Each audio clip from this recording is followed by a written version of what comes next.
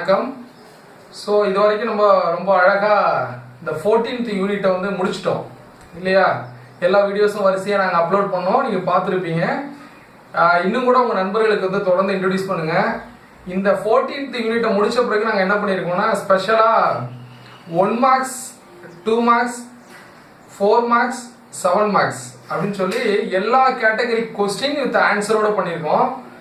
இதில் வந்து இந்த 7 மார்க் கேட்டகரி மட்டும் கொஞ்சம் பெருசாக இருக்கிறதுனால, லார்ஜாக இருக்கிறதுனால அதுக்கு கொஸ்டினை மட்டும் ப்ரெசென்ட் பண்ணியிருக்கோம். ரிமைனிங் 1 மார்க்ஸுக்கு 2 மார்க்ஸுக்கு 4 மார்க்ஸுக்கு கொஸ்டின் வித் ஆன்சர். இது எப்படி அப்படின்னா புக் பேக் இல்லாமல் வேற புக்கோட இன்சைடில் என்னென்ன இம்பார்ட்டன்ட் கொஸ்டின்ஸ் இருக்கும் அப்படிங்கிறத நாங்கள் டைப்டு மேட்டராக ரொம்ப அழகாக உங்களுக்கு விசிபிளாக தெரிகிற மாதிரி நாங்கள் ப்ரெசென்ட் பண்ணியிருக்கிறோம். இதை பாருங்கள். இதில் வந்து ஒரு கொஸ்டின்ஸுமே நாங்கள் ரீட் பண்ணிட்டு இருந்தோம் அப்படின்னா டேக் மோர் டைம்.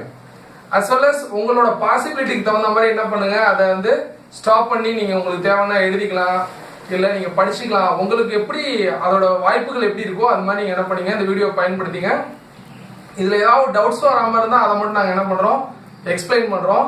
தேவையான இடங்களில் வந்து பேக்ரவுண்டில் சவுண்டு கொடுக்குறோம், ஓரல் சவுண்டில் அதை எக்ஸ்பிளைன் பண்ணுறோம்.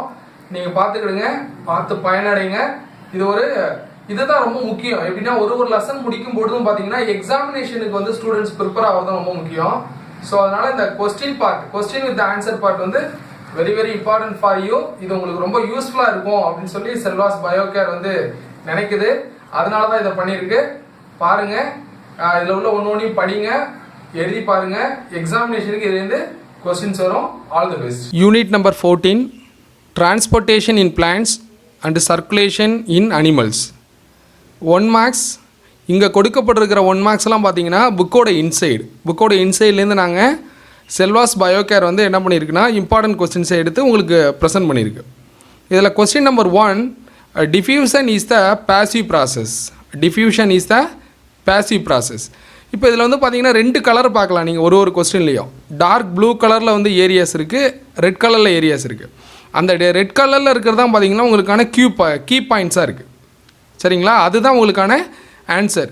இதே பேட்டர்னில் நாங்கள் ஒரு 51 மார்க்ஸை வந்து வரிசையாக கொடுத்துருக்குறோம். இப்போது வீடியோஸில் வர்றதை நீங்கள் என்ன பண்ணிக்கலாம் அப்படின்னா உங்களுக்கு தகுந்தார் போல் எழுதிக்கலாம். இல்லை நீங்கள் பார்த்து மெமரி பண்ணுறது அப்படின்னா நீங்கள் ஸ்டாப் பண்ணி கூட என்ன பண்ணிக்கலாம், இந்த விஷயங்களை வந்து நீங்கள் தெளிவாக தெரிஞ்சுக்கலாம்.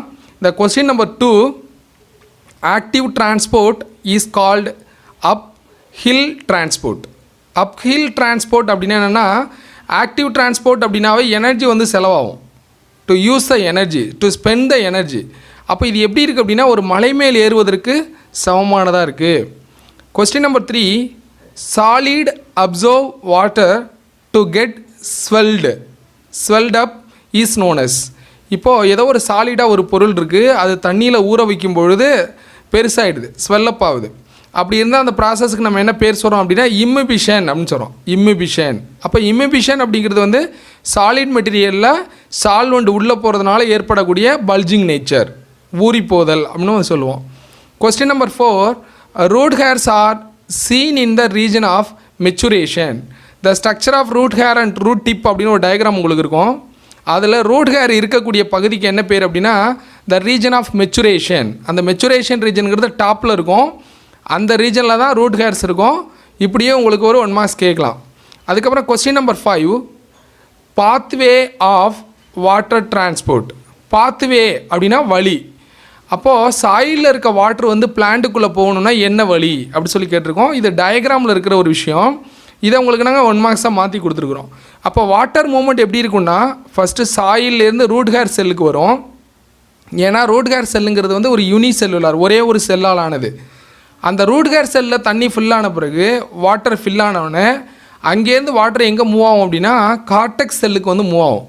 கார்டெக்ஸ் செல் அப்படின்னு சொல்லக்கூடியது வந்து ஹைப்போடெர்மிஸ், கார்டெக்ஸ், எண்டோடெர்மிஸ், இது எல்லாத்தையும் அந்த வாட்டர் மாலிகுல்ஸ் வந்து கிராஸ் ஆகிட்டு அப்புறம் சைலம் வெசல்ஸ்குள்ளே வந்து போகும். இந்த 3 பார்ட்டும் பார்த்திங்கன்னா அந்த டயக்ராமில் இருக்கும். அந்த arrow mark is very important. Root hair செல்லேருந்து கார்டிகல் செல்லுக்கு போவோம், கார்டெக்ஸ் செல்லேருந்து எங்கே போவோம், சைலம் வெசல்ஸுக்கு வந்து போவோம். தென் கொஸ்டின் நம்பர் 6, அப்போப்ளாஸ்ட் பாத்வே அப்படின்னு சொல்லுவோம். அப்போப்ளாஸ்டிக் பாத்வேல வாட்டர் மூவ்மெண்ட் வந்து எதை பொறுத்து அமையும் அப்படின்னு பார்த்தீங்கன்னா depend on the gradient. Gradient அப்படின்னா ஆப்போசிட் செல்லில் உள்ள வாட்டர் ஃபோர்ஸ். அதை தான் நம்ம என்ன சொல்கிறோம், கிரேடியன்ட் அப்படின்னு சொல்கிறோம். அதுக்கப்புறம் பாருங்கள், இந்த கொஸ்டின் நம்பர் 7 சிம்ப்ளாஸ்ட் அப்படின்னு சொல்கிறோம். சிம்ப்ளாஸ்ட் பாத்வேல வாட்டர் மூமெண்ட் வந்து எதுக்கு ஆப்போசிட்டாக இருக்கும் அப்படின்னா எகெயின் டவுன் எ பொட்டன்ஷியல் கிரேடியன்ட். அது வந்து பார்த்திங்கன்னா அப்போப்ளாஸ்ட் வந்து பொட்டன்ஷியல் கிரேடியண்ட்டை டிபெண்ட் பண்ணியிருக்கோம். ஆனால் சிம்ப்ளாஸ்ட் வந்து அதுக்கு ஆப்போசிட்டாக இருக்கும். அதனால தான் பார்த்தீங்கன்னா மூமெண்ட் கம்பேர் பண்ணோம் அப்படின்னா அப்போப்ளாஸ்ட் வந்து வேகமாக இருக்கும், சிம்ப்ளாஸ்ட் வந்து somewhat slow to compare the apoplast. Then question number 8 flaccid guard cells. Flaccid அப்படின்னா சுருங்குதல், வதங்குதல், வாடிப்போதல் அப்படின்னு அர்த்தம். இந்த காட் செல்ஸ் வந்து ஃப்ளாசிட் கண்டிஷனில் சுருங்கி போணுச்சுன்னா என்ன சார் ஆகும் அப்படின்னா the stomatas are become closed. அப்போ இலைத்துளை மூடணும் அப்படின்னா என்ன ஆகுது அப்படின்னா காட் செல்ஸ் பிகம் ஃப்ளாசிட். ஃப்ளாசிட்னா சுருங்குது அப்படி சொல்லி அர்த்தம். Then question number 9 epidermal layer guard cells only contain chloroplast. இப்போ எபிடெர்மிஸ் அப்படின்னா outer layer of the any kind of the things, even அது ஸ்டெம்மாக இருக்கலாம் இல்லை லீஃபாக இருக்கலாம், ரெண்டுக்குமே அதை நம்ம எபிடெர்மிஸ் தான் சொல்லுவோம். ஆனால் ரூட்டுன்னு வரும்போது நம்ம அதை என்ன சொல்லுவோம் அப்படின்னா ரைசோடெர்மிஸ்ன்னு சொல்லுவோம். இப்போது இந்த இடத்துல ஸ்டொமேட்டாஸ் அப்படின்னு சொல்லி பேசணும்னு வச்சுங்களேன், ஸ்டொமேட்டா காட் செல்னு சொல்லி பேசணும்னா அது மேக்ஸிமம் நோட் பண்ணக்கூடிய ஒரு விஷயம் லீஃபாக தான் இருக்குது. அப்போ லீஃபில் எபிடெர்மல் செல்ஸில் ஒரே ஒரு செல்லில் மட்டும்தான் குளோரோபிளாஸ்ட் இருக்கும். அது எந்த செல்னு பார்த்தீங்கன்னா அது என்ன cell, guard cells. Then the question number 10 transpiration takes place through. Transpiration அப்படின்னா நீராவி போக்கு. இப்போ இந்த டிரான்ஸ்பிரேஷன் நடக்கக்கூடிய இடம் எது அப்படின்னா லீஃபில் உள்ள ஸ்டொமேட்டா. கொஸ்டின் நம்பர் 11 ஃப்ளோயத்தோட டைரக்ஷன் எப்படி இருக்குது அப்படின்னா பை டைரக்ஷனல் மூமெண்ட். இப்போ பை டைரக்ஷனல் மூமெண்ட்னா என்ன சார் அப்படின்னா லீஃபில் உண்டாகக்கூடிய ஃபுட்டு வந்து பிளான்ட்டோட ரிமைனிங் பார்ட்ஸ்க்கு வரும்போது அது டவுன்வர்ட் மூமெண்ட் கீழ் நோக்கி வரும். அது சிங்குன்னு சொல்லக்கூடிய அது ஏதோ ஒரு இடத்துல வந்து என்ன பண்ணிக்கும், ஸ்டோர் பண்ணிக்கும். ஃபார் எக்ஸாம்பிள் ரூட்டில் அதோட டியூபரில் கிழங்குகளில் ஸ்டோர் பண்ணி வச்சுருக்குன்னா அந்த பிளான்ட்டுக்கு தேவையான பொழுது என்ன பண்ணணும்னா கீழேருந்து ஃபுட்டு வந்து மேல் நோக்கி போக வேண்டியிருக்கு. அப்போ ஃப்ளோயத்தோட மூமெண்ட்டு பார்த்தீங்கன்னா அப்வர்டு மூமெண்ட்டும் இருக்குது, டவுன்வர்டு மூமெண்ட் இருக்குது. ரெண்டு மூமெண்ட் இருக்கிறதுனால ஃப்ளோயத்தோட மூமெண்ட் வந்து பார்த்திங்கன்னா பை டைரக்ஷனல் மூமெண்ட். ஆனால் சைலத்தை பொறுத்தளவுக்கு அப்படி கிடையாது. ஏன்னா சைலம் என்ன பண்ண போகுது அப்படின்னா சாயிலேருந்து வாட்டர் எடுத்துக்கிட்டு மேல் நோக்கி மட்டும்தான் போக போகுது. That is only the movement. சைலத்தோட வாட்டர் மூமெண்ட் எப்போவுமே எப்படி இருக்குன்னா ஒன்லி அப்வர்ட், மேல் நோக்கி செல்லக்கூடியது. என்ன சார் மேல் நோக்கி செல்லக்கூடியது அப்படின்னா சாயிலில் உள்ள வாட்டரை எடுத்துக்கிட்டு பிளான்ட்டை நோக்கி மேல் நோக்கி போகும். அதனால் xylem is a uni directional. அப்புறம் அந்த ஃப்ளோயம் வந்து ஃபுட்டை டிரான்ஸ்போர்ட் பண்ணுது நம்ம பேசுகிறோம். அந்த ஃபுட்டு வந்து என்ன ஃபார்மேட்டில் இருக்கும், என்ன நிலையில் இருந்தால் ஃப்ளோயம் வந்து அந்த ஃபுட்டை எடுத்துகிட்டு போக முடியும் அப்படின்னு பார்த்தீங்கன்னா சுக்ரோஸ். என்ன கண்டிஷனில் எடுத்துகிட்டு போகுது, சுக்ரோஸ் நேச்சரில் தான் வந்து எடுத்துகிட்டு போகுது. Very very important 1 mark. Then question number 14 water molecules stick to a xylem. இந்த நீரானது சைலத்தோடு ஒட்டிக்குது. அதுக்கு என்ன சார் காரணம் அப்படின்னா ஒரு ஃபோர்ஸ் இருக்குது. அதுக்கு என்ன பேர், அட்ஹெஷன் ஃபோர்ஸ். அட்ஹெசிவ் அப்படின்னா ஒட்டுதல்னு அர்த்தம். இந்த வாட்டருக்கு 2 ப்ராப்பர்ட்டி இருக்குது, ஒன்று கொகிஷன், இன்னொன்று அட்ஹெஷன். கொகிஷன் அப்படின்னா each and every water molecule attract each other, ஒன்னோட ஒன்று சேர்ந்துக்கும். அது வந்து என்ன சொல்கிறோம் அப்படின்னா கொகிஷன் அப்படின்னு சொல்லுவோம். அட்ஹெஷன் அப்படின்னா வாட்டர் மாலிகூல் உலகத்தில் உள்ள எந்த பொருளோடையும் ஒட்டிக்கும். அதுக்கு என்ன பேர், அட்ஹெஷன். அப்போ சைலம் மட்டும் நான் விதிவிலக்கா என்ன, சைலத்தோடையும் வாட்டர் ஒட்டிக்குது. அந்த ஒட்டிக்கிறதுக்கு என்ன காரணம் அப்படின்னா அட்ஹெஷன் அப்படிங்கிற process. Then question number 15 that is very important. சில பிளான்ட்லாம் பார்த்தீங்கன்னா செம ஹைட்டாக இருக்கும், வெரி டாலஸ்ட் பிளான்ட்ஸ். இவ்வளோ உயரமான பிளான்ட்டுக்கு உச்சி வரைக்கும் எப்படி அந்த டிப் ரீஜன் வரைக்கும் எப்படி தண்ணி போகுது அப்படின்னு சொல்லி பார்த்தீங்கன்னா ஒரு ப்ராசஸ் இருக்குது. என்ன அப்படின்னா டிரான்ஸ்பிரேஷன் புல். ஏன்னா டிரான்ஸ்பிரேஷன் புல் எங்கே நடக்கும் அப்படின்னா பிளான்ட்டோட டாப்பில் தான் சன்லைட் அட்டாக் ஆகும். கேனோபி ரீஜன் அப்படின்னு சொல்லுவோம். அந்த கேனோபி ரீஜனில் வாட்டர் மாலிகூல்ஸை வந்து சன்லைட் சக் பண்ணுறதுனால அந்த சக்கிங் பவர் என்ன பண்ணணும்னா ரூட் வரைக்கும் வந்து அட்டாக் பண்ணி தண்ணியை கீழேருந்து எடுத்துகிட்டு போவோம் அவ்வளோ ஹைட்டுக்கு. That process is called transpiration pull அப்படின்னு சொல்லுவோம். இப்போ இந்த red blood cells question number 16 பார்க்குறோம். ரெட் பிளட் செல்ஸ் ஈவன் வந்து red blood cells, white blood cells, platelets, இது எல்லாத்துக்குமே இன்னொரு பேர் இருக்குது இல்லையா, அது எக்ஸாமில் கேட்பாங்க அப்படின்னு சொல்லிட்டு நான் வீடியோவில் சொல்லியிருப்பேன்.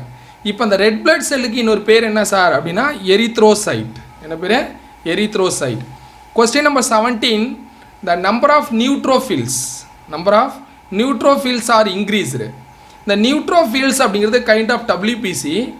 இது இன்க்ரீஸ் ஆகுதுன்னா எதை சார் காமிக்குது, எப்போ சார் இன்க்ரீஸ் ஆகும் அப்படின்னா நம்ம உடம்புல ஏதோ ஒரு இன்ஃபெக்ஷனோ இல்லை இன்ஃப்ளமேஷனோ, ஒரு நோய் தொற்றோ ஏதோ ஒரு கிருமி நமக்குள்ளே என்ட்ராயிருக்கணும், அப்படி இல்லைன்னா அடிப்பட்டு வீக்கம் உண்டாயிருக்கணும். அப்போ தான் என்ன நடக்கும் அப்படின்னா நம்ம பாடிக்குள்ளே நியூட்ரோஃபில்ஸ் வந்து இன்க்ரீஸ் ஆகும். Question number 18, யோசினோஃபில்ஸ்.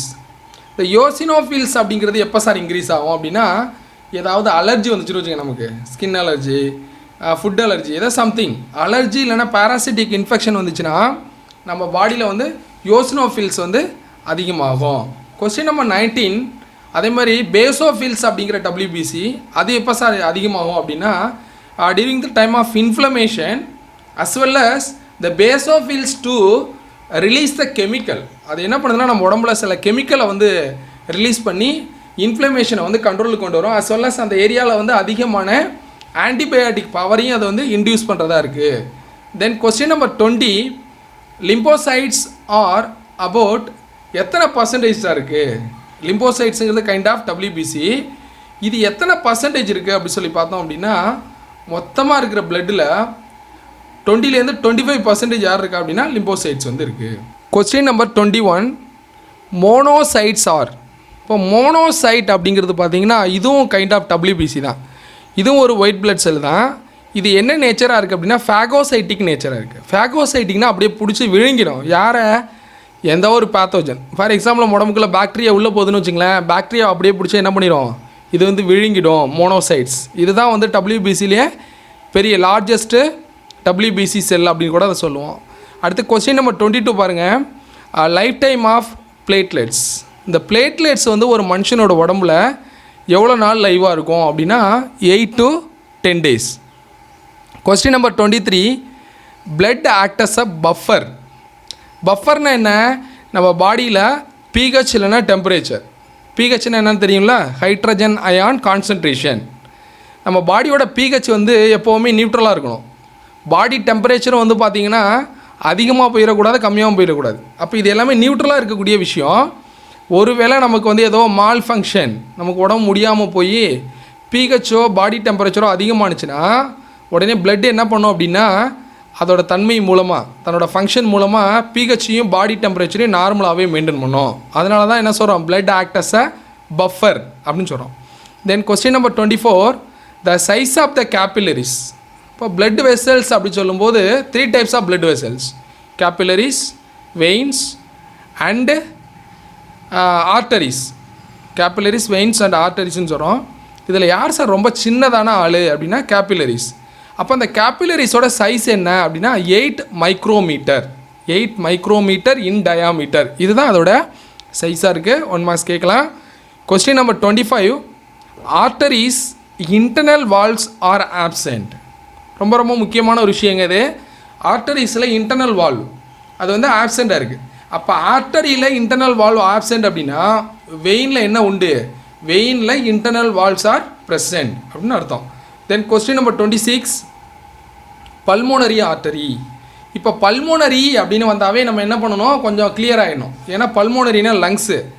எப்போவுமே ஆர்டரி அப்படின்னாவே ஆக்சிஜனேட்டட் பிளட்டை வந்து எடுத்துகிட்டு போவோம். ஆனால் பல்மோனரி ஆர்டரிங்கிறப்போ அது என்ன பண்ணோம், டீஆக்சிஜனேட்டட் பிளட். அப்படின்னா என்ன சார் அர்த்தம், கார்பன் டை ஆக்சைடு உள்ள பிளட்டை எடுத்துகிட்டு வரும். எங்கேருந்து எங்கே, ஹார்ட்டில் ரைட் வென்ட்ரிக்கிள்லேருந்து லங்ஸுக்கு வந்து எடுத்துகிட்டு போவோம்.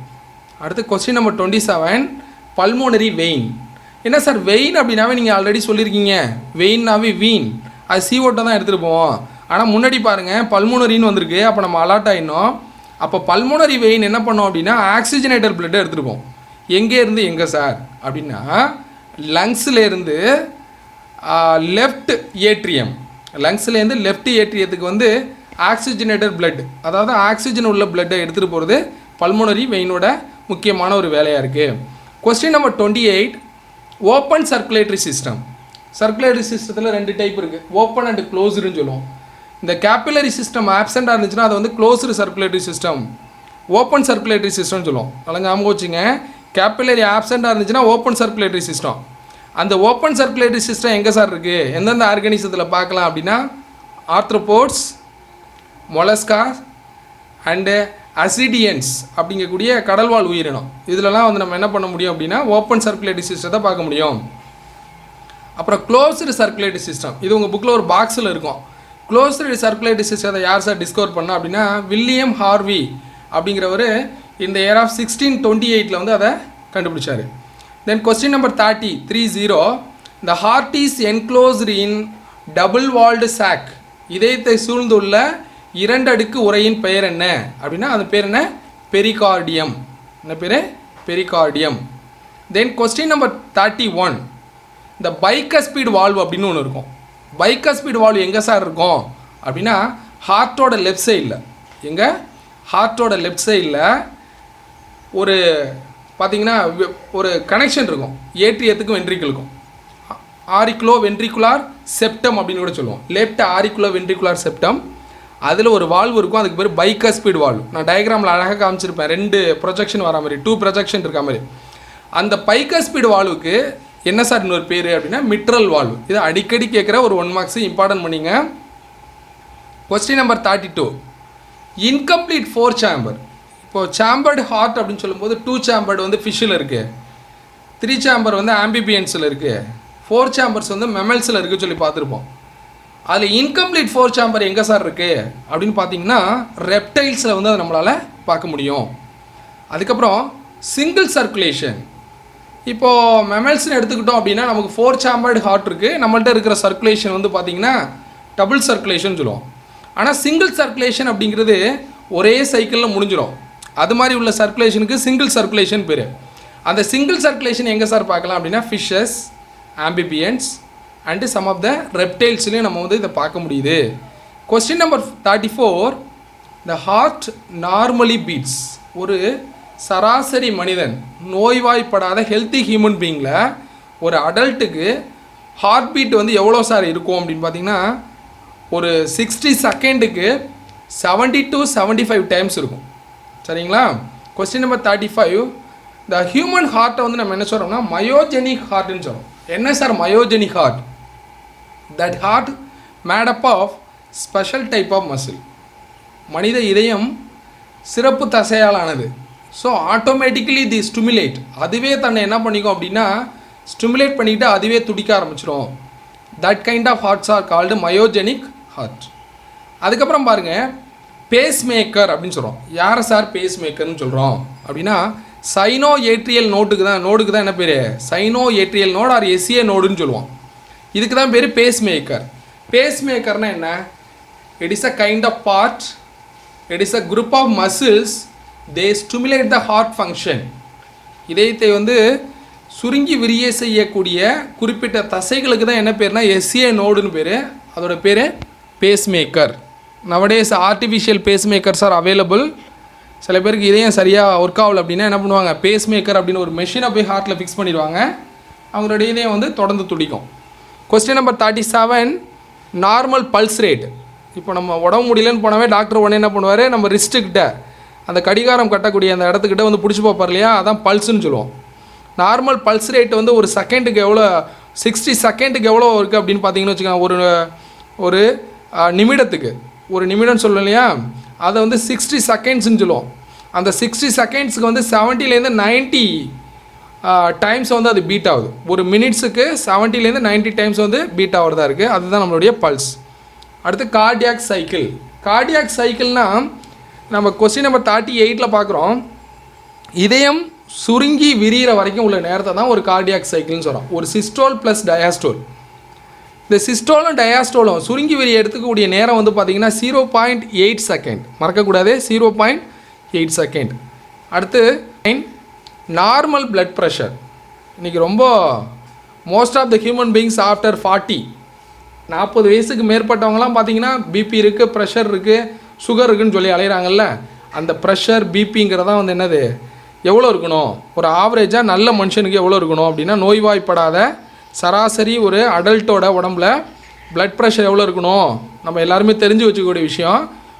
120 mmHgலேருந்து 80 mmHg வரைக்கும் இருக்கும்.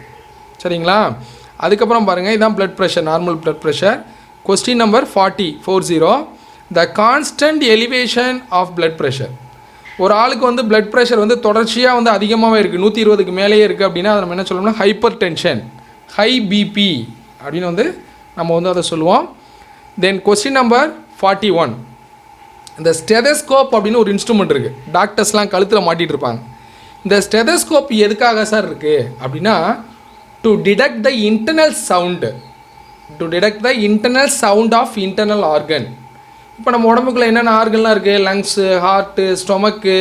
ஸோ இது மாதிரி இன்டர்னல் ஆர்கன்ஸோட சவுண்டை அனலைஸ் பண்ண யூஸ் பண்ணக்கூடிய அந்த இன்ஸ்ட்ருமெண்ட்டுக்கு தான் என்ன பேர், ஸ்டெதஸ்கோப். அடுத்து ஸ்பிக்மோ மானோமீட்டர் அப்படின்னு இருக்குது. இந்த ஸ்பிக்மோ மானோமீட்டரில் 2 இருக்குது. ஒன்று வந்து பார்த்திங்கன்னா மானோமெட்ரி அப்படிங்கிற பழைய காலத்து பொட்டி மாதிரி இருக்கும், இன்னொன்று மாடர்ன் டிஜிட்டல். ஸோ இது மாதிரிலாம் இருக்குது. இந்த ஸ்பிக்மோ மானோமீட்டர் எதுக்கு சார் யூஸ் ஆகுது அப்படி சொல்லி பார்த்தீங்கன்னா to measure the blood pressure. இது எல்லாமே ஒரு கிளினிக் நம்ம போனோம் அப்படின்னா டாக்டர் உடனே செய்யக்கூடிய ஒரு விஷயமா இருக்கும். உடனே டாக்டர் என்ன பண்ணுவார், ப்ரெஷர் தான் பார்ப்பார். அடுத்து பாருங்கள், இந்த ஏபிஓ பிளட் குரூப். இந்த பிளட் குரூப் ஃபஸ்ட்டு கண்டுபிடிக்கும் போது பார்த்தீங்கன்னா ஃபஸ்ட்டு கண்டுபிடிக்கப்பட்டது 3 பிளட் குரூப். என்ன அப்படின்னா ஏ, பி அண்ட் ஓ. இதை யார் சார் டிஸ்கவர் பண்ணா அப்படின்னா கார்ல் லாண்ட்ஸ்டைனர் அப்படிங்கிற ஒரு 1990s வந்து அதை கண்டுபிடிச்சார். அப்புறம் கொஸ்டின் நம்பர் 44. அதுக்கப்புறம் பார்த்தீங்கன்னா இன்னொரு பிளட் குரூப்பை ஜாயின் பண்ணாங்க, 4th பிளட் குரூப்பாக. That blood group name is AB blood group. That blood group was discovered by De Castello and Stein அப்படிங்கிற 2 சயின்டிஸ்ட்பா. இந்த இயர் ஆஃப் 1902 வந்து அதை கண்டுபிடிச்சாங்க. அடுத்து கொஸ்டின் நம்பர் 45. ஏபி பிளட் குரூப்புக்கு என்ன சார் பேர் அப்படின்னா யூனிவர்சல் ரெசிபியன்ட். அப்போ யூனிவர்சல் ரெசிபியன்னா என்ன அப்படின்னா இது உலகத்தில் உள்ள எல்லா பிளட் குரூப்பையும் வாங்கும். என்ன சார் உலகத்தில் உள்ள பிளட் குரூப்னா ஏபி இல்லாமல் ரிமைனிங் 3 யார் ஏட்டேருந்து பிளட்டை பெற்றுக்கொள்ளும், பிட்டேருந்து ரிசீவ் பண்ணிக்கும், ஓட்டேருந்து ரிசீவ் பண்ணும். ஏன் சார் இதுக்கு மட்டும் கொயாகுலேஷன் ஆக மாட்டேங்குது, ரத்தம் உறைய மாட்டேங்குது அப்படின்னா இதில் ஆன்டிஜன் மட்டும்தான் இருக்கும், ஆன்டிபாடி இருக்காது. அதனால் ஆன்டிஜன் ஆன்டிபாடி ரியாக்ஷன் நடக்கிறதுக்கான பாசிபிலிட்டிஸ் கிடையாது. Then question number 46. O blood group are called. இந்த ஓ பிளட் குரூப்புக்கு இன்னொரு பேர் என்ன அப்படின்னா யூனிவர்சல் டோனார். அப்போ யூனிவர்சல் டோனார்னா என்ன சார், இந்த ஓ பிளட் குரூப்பை ஏ பிளட் குரூப் உள்ளவனுக்கு கொடுக்கலாம், பி பிளட் குரூப் உள்ளவனுக்கு கொடுக்கலாம், ஏபி பிளட் குரூப் உள்ளவங்களுக்கும் கொடுக்கலாம், ஓ பிளட் உள்ளவங்களுக்கும் கொடுக்கலாம். ஏன் சார் அப்படின்னு கேட்டால் இங்கே என்ன அப்படின்னா ஆன்டிஜென்ஸ் ஆர் டோட்டலி ஆப்சென்ட். யார் ஆப்சென்ட்டு, ஆன்டிஜென்ஸ் ஆர் ஆப்சென்ட். யார் மட்டும் தான் ப்ரெசென்ட்டு, ஆன்டிபாடிஸ் மட்டும் தான் ப்ரெசென்ட்டு. அதனால் இது எல்லாருக்கும் கொடுக்க முடியும். அதனால் இதுக்கு பேர் யூனிவர்சல் டோனார். அதுக்கப்புறம் கொஸ்டின் நம்பர் 47ல் இந்த பிளட் குரூப்பில் பாசிட்டிவ் நெகட்டிவ்னு சொல்லுவோம். அதை டீட்டெயிலாக பேசணும் அப்படின்னா ஆர்ஹெச் பாசிட்டிவ் ஆர்ஹெச் நெகட்டிவ்னு சொல்லுவோம். ஏன் சார் அப்படி சொல்கிறோன்னா ஒரு மங்கியிலேருந்து அதை கண்டுபிடிச்சாங்க. அந்த மங்கியோட பேர் வந்து ரீசஸ் மங்கி. அதனால் அதை ஃபஸ்ட்டு 2 லெட்டர் ஆர்ஹெச் அப்படின்னு சொல்லுவோம். அப்போ அந்த ஆர்ஹெச் ஃபேக்டரை டிஸ்கவர் பண்ணது யார் அப்படின்னா 2 different scientist, Landsteiner and Wiener அப்படிங்கிறவங்க 1940 அதை டிஸ்கவர் பண்ணாங்க. Question number 48. The limb is same character of. இந்த லிம்போட கேரக்டர் வந்து வேறு எதோட கேரக்டருக்கு சேமாக இருக்கும் அப்படின்னு பார்த்தீங்கன்னா பிளாஸ்மா ஆஃப் த பிளட். ஒரு பிளட்டை வந்து பார்த்தீங்கன்னா 2 பகுதியாக நம்ம பிரிக்க முடியும். அந்த லிக்விட் போர்ஷனுக்கு பேர் பிளாஸ்மா, சாலிட் போர்ஷனுக்கு பேர் செல்ஸ் அப்படின்னு சொல்லுவோம், ஆர்பிசி, டபிள்யூபிசி, பிளேட்லெட்ஸ். அந்த பிளாஸ்மாவுக்கு என்னென்ன கேரக்டர் இருக்கோ all the characters present in lymph அப்படின்னு சொல்கிறோம். Question number 49. The lymphatic capillaries. The lymphatic capillaries என்ன பண்ணுது அப்படின்னா இன்டெஸ்டைனல் வில்லை அப்படின்னு சொல்லக்கூடிய இன்டெஸ்டைனில் இருக்கக்கூடிய அந்த ஸ்மால் அவுட் க்ரோத்தில் போய் டைஜஸ்டட் ஃபேட்டை வந்து உறிஞ்சிக்கிட்டு வருது. To suck the digested fat and distributed the whole body. Then the question number last 50. The lymphocytes in the lymph. இந்த லிம்ப் இருக்குது பார்த்தீங்களா, பிளாஸ்மா மாதிரியே இருக்கும்ல, அந்த லிம்பில் இருக்க லிம்போசைட்ஸை நம்ம கண்டுபிடிச்சோம் அப்படின்னா நம்ம body defend the body from infection. நம்ம பாடி என்ன நோய்க்கு எதிராக போராடிக்கிட்டு இருக்குது அப்படிங்கிறத நம்ம வந்து கண்டுபிடிக்க முடியும். இதோட பார்த்தீங்கன்னா 51 மார்க்ஸ் வந்து முடிவுக்கு வருது. Next we move on 2 marks. இப்போ 2 மார்க்ஸ் அப்படின்னு சொல்லும்போது பார்த்தீங்கன்னா கிட்டத்தட்ட ஒரு 16 2 மார்க்ஸ் வந்து நம்ம என்ன பண்ணியிருக்கோன்னா ஆன்சரோட ஈவன் தேவையான டயக்ராம்ஸ் ஆல்சோ நாங்கள் வந்து ப்ரெசென்ட் பண்ணியிருக்கிறோம். இது வந்து உங்கள் டிஸ்பிளேயில் வந்து என்ன பண்ணுவோம், டிஸ்பிளே ஆகும். ரொம்ப சிம்பிள் இங்கிலீஷில் ரொம்ப பண்ணியிருக்கோம், உங்களுக்கு ஈஸியாக புரிகிற மாதிரியே. இதை பார்த்து நீங்கள் என்ன பண்ணீங்க, காப்பி பண்ணிங்க, இல்லை அப்படியே ஸ்டாப் பண்ணிவிட்டு நீங்கள் என்ன பண்ணிக்கலாம், இந்த கொஸ்டின்ஸை வந்து படிச்சுக்கலாம். அதே மாதிரி 4 மார்க்ஸும் அதே மாதிரி பண்ணியிருக்கிறோம். ரொம்ப அழகாக கலர்ஃபுல்லாக உங்களுக்கு புரிகிற மாதிரி பார்த்தீங்கன்னா கிட்டத்தட்ட ஒரு 4 மார்க்ஸ்னு சொல்லும்போது ஒரு 4 மார்க்ஸ் வந்து பண்ணியிருக்கிறோம். 7 மார்க் ஏரியாஸ் வரும்போது உங்களுக்கு என்ன பண்ண முடியலன்னா எங்களால் வந்து ஆன்சர்ஸை வந்து நாங்கள் பிரிண்ட் பண்ணல. ஏன் பண்ணலன்னா ரொம்ப பெருசாக இருக்குது, லார்ஜ் சைஸாக இருக்குது. அதனால் 7 மார்க்லேயும் பார்த்தீங்கன்னா ஒரு 7 மார்க்ஸ் வந்து நாங்கள் கொடுத்துருக்குறோம். இதுக்கான ஆன்சர் நீங்கள் புக்கில் பார்த்துக்கலாம். இல்லை டவுட்ஸ் இருக்குன்னா ஃபர்தர் நீங்கள் எங்கள்கிட்ட டவுட்ஸை நீங்கள் ரைஸ் பண்ணிங்கன்னா அதுக்கான ஆன்சர்ஸையும் நாங்கள் ப்ரொவைட் பண்ண ரெடியாக இருக்கிறோம். நல்லா வாட்ச் பண்ணுங்கள். இதுதான் நம்ம ரொம்ப ரொம்ப முக்கியம். நீங்கள் வீடியோவிலேருந்து எல்லாம் தெரிஞ்சுக்கிட்டீங்க, நல்ல விஷயம். இந்த வீடியோவை பார்த்து கிளியர் ஆன பிறகு உங்கள் ஹிண்ட்ஸ் நோட்டை வச்சு ரெஃபர் பண்ணுங்கள். ரெஃபர் பண்ணிவிட்டு கொஸ்டின் ஆன்சர் ஏரியாவுக்கு வரும்போது இதில் உள்ள எல்லா ஆன்சரும் உங்களுக்கு தெரியணும். இதோட எக்ஸ்ப்ளனேஷன் எல்லாம் புரிஞ்சிச்சுன்னா செல்வாஸ் பயோகேர் வந்து ரொம்பவே சந்தோஷமாயிடும். ஸோ இதுதான் எங்களோட அல்டிமேட் எய்ம். இதுக்காக தான் நாங்கள் சேனல் ஆரம்பித்தோம். இது நிறைவாக எங்களுக்கு இருக்கணும் அப்படின்னா இது எல்லாமே நடக்கணும். நாங்கள் தொடர்ந்து அடுத்த லெசனுக்கான வீடியோஸை நெக்ஸ்ட் டேலேருந்து நாங்கள் அப்லோட் பண்ணுறோம். தேங்க்யூ.